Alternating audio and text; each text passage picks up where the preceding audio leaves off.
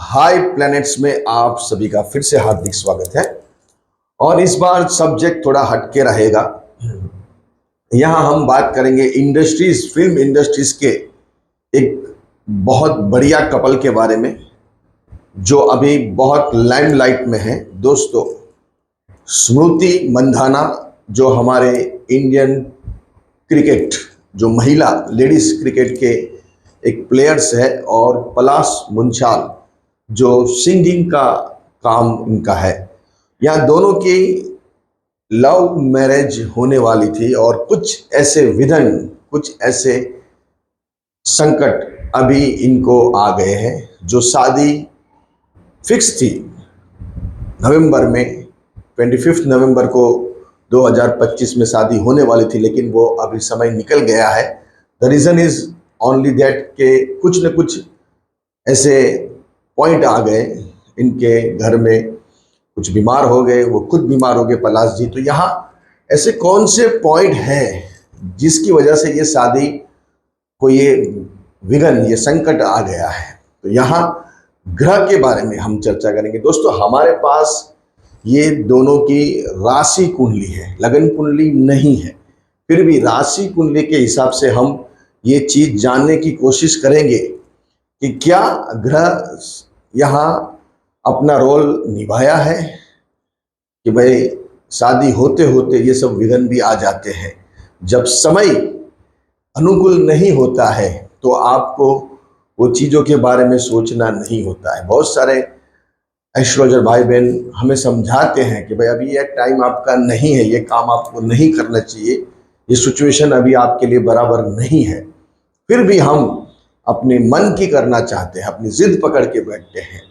तो यहाँ किस वजह से ये शादी रुकी है, यहाँ राशि कुंडली के बारे में थोड़ा विचार करेंगे, जिससे आपको एक और एस्ट्रोलॉजिकली चीज़ों के बारे में और एक पक्का यहाँ कुछ न कुछ पॉइंट्स मालूम पड़ेंगे, रीजंस मालूम पड़ेंगे। देखिए, ये है पी मतलब पलाश मुंचाल की बर्थ डेट 22/5/1995। स्मृति मंधाना की है 18/7/1996। यहाँ राशि, दोनों की राशि की कुंडली हिसाब से यहाँ मैंने ग्रह स्टार ड्रॉ किए हैं।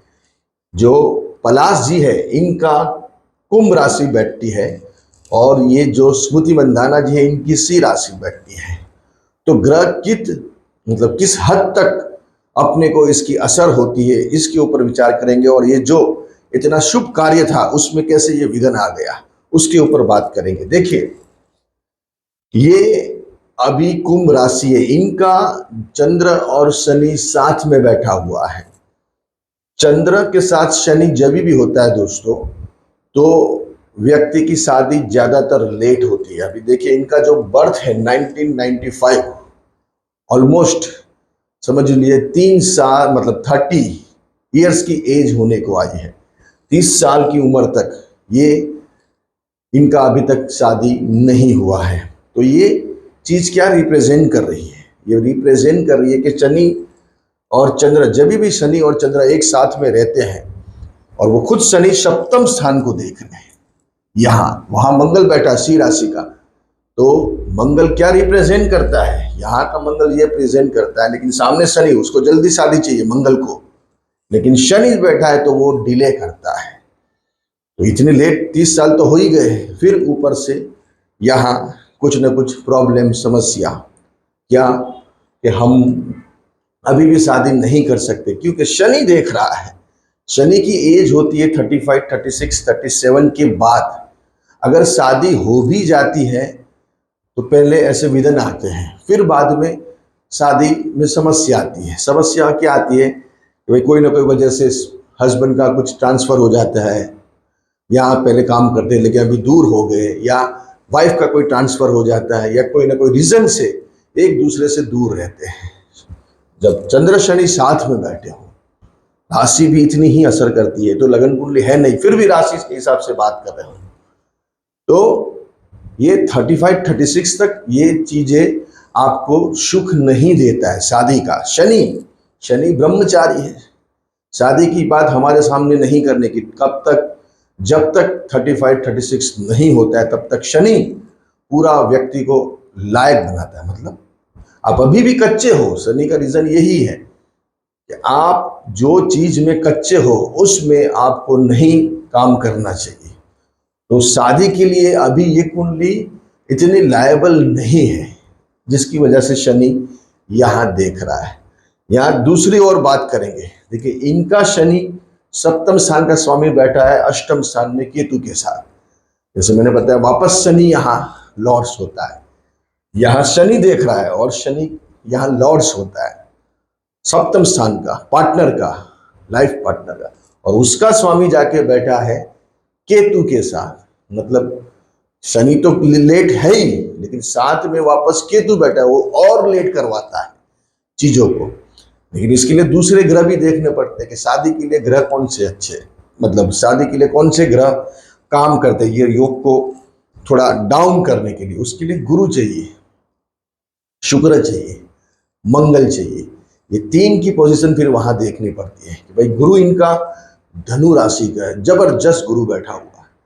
इनका शुक्र वृषभ राशि का है, इनका स्मृति मंदाना जी का, और मिथुन राशि का मंगल है। खुद गुरु मंगल को देख रहे हैं, तभी इतना क्रिकेट के अंदर, स्पोर्ट्स के अंदर उन्होंने नाम कमाया है।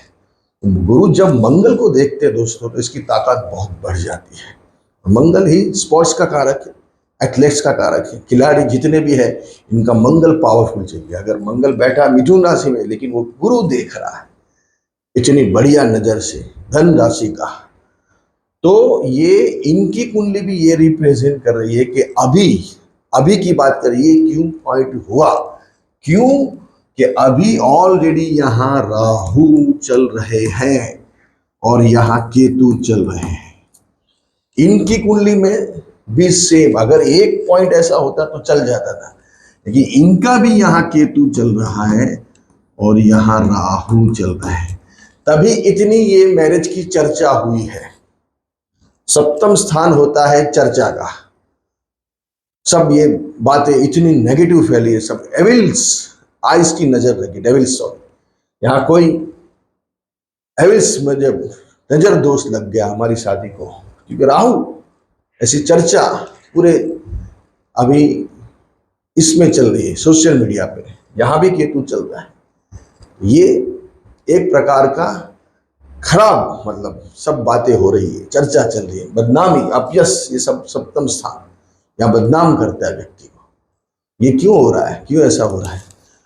लेकिन फिर भी जैसे ये अभी यहाँ गुरु कर्क में है, जैसे फिर यहां गुरु आएंगे 5 दिसंबर को, और फिर खुद पंचम स्थान से, पंचम नजर, नवम नजर से राहु को देखेंगे और खुद गुरु को देखेंगे, तो फिर ऐसा फिर पॉइंट आएगा फिर से। अभी ये शादी को कैसे आगे बढ़ाना, रिश्ता तय है, रिश्ता होने वाला है, इसमें कोई दो बात नहीं है। लेकिन ये होगा सब 15 जनवरी के बाद, इससे पहले पॉसिबल नहीं है हमारे हिसाब से। 15 दिसंबर के बाद, सॉरी जनवरी के बाद 2026 में फिर योग वापस शादी का बैठ रहा है। आगे फिर शादी रहेगी, बढ़िया रहेगी, इसमें कोई दिक्कत नहीं है। लेकिन अभी पॉइंट ऐसा है कि ये शादी अभी नहीं हो सकती। क्यों? रीजन राहु केतु, यहाँ भी सेम टू सेम दोनों की कुंडली में, राशि कुंडली में अभी 2 पाप ग्रह बैठे हैं, इसीलिए शादी को यहाँ नजर दोष लग गया है। राहु केतु शनि, ये सब नजर दोष है। नजर दोष बोलने का रहता है, लेकिन ऐसे ग्रह चलते हैं। लेकिन शादी इनकी होगी, पक्की होगी, लेकिन होगी 15 जनवरी के बाद प्रोबेबली, मोस्ट प्रोबेबली। हम इतना नहीं कह सकते कि दिसंबर में भी चांसेस है, लेकिन जनवरी में 15 के बाद ज्यादा चांसेस दिख रहे हैं। कुंडली दोनों की बहुत अच्छी है, आगे की लाइफ स्टाइल बहुत अच्छी जाएगी इनकी। लेकिन अभी भी साल भर तक ये सब सिचुएशन रहेगी, शादी की समस्या, ये वो, क्योंकि अभी भी राहु केतु दिसंबर 2026 में 6 तारीख को निकलने वाले हैं। नेक्स्ट और 1 साल, तो 1 साल तक ये शादी की समस्या रहने ही वाली है। होने के बाद भी कुछ न कुछ ऐसे इश्यूज, कुछ न कुछ प्रॉब्लम रहेंगे, लेकिन फिर जैसे ही राहु केतु यहाँ से निकल जाएंगे, फिर ये शादी में कोई ग्रहण नहीं लगेगा, कोई विघ्न नहीं आएगा, कुछ भी संकट नहीं आएगा, क्योंकि आगे इनके ग्रह अच्छे हैं। देखिए यहाँ मंगल इनका बैठा हुआ है सप्तम स्थान में पलाश जी का, तो वो ही रिप्रेजेंट कर रहा है कि कोई बड़ी एथलेट्स के साथ हमारी शादी होगी। देखिए ग्रह में कितनी सत्यता है। मंगल, मंगल मतलब खिलाड़ी, एथलेट्स, स्पोर्ट्स मैन या स्पोर्ट्स वुमन, जो भी यहाँ मंगल सी राशि का, यहाँ का मंगल ये पलाश जी की कुंडली में बता रहा है कि ये ही हमारी वाइफ बनेगी। तो ये पक्का है, ये तय है, ये शादी होने वाली है, इसमें कोई दो राय नहीं है। और आगे इनका जीवन भी अच्छा जाएगा, क्योंकि इनका गुरु भी धन राशि का है। धन राशि का गुरु जबरदस्त गिना जाता है दोस्तों।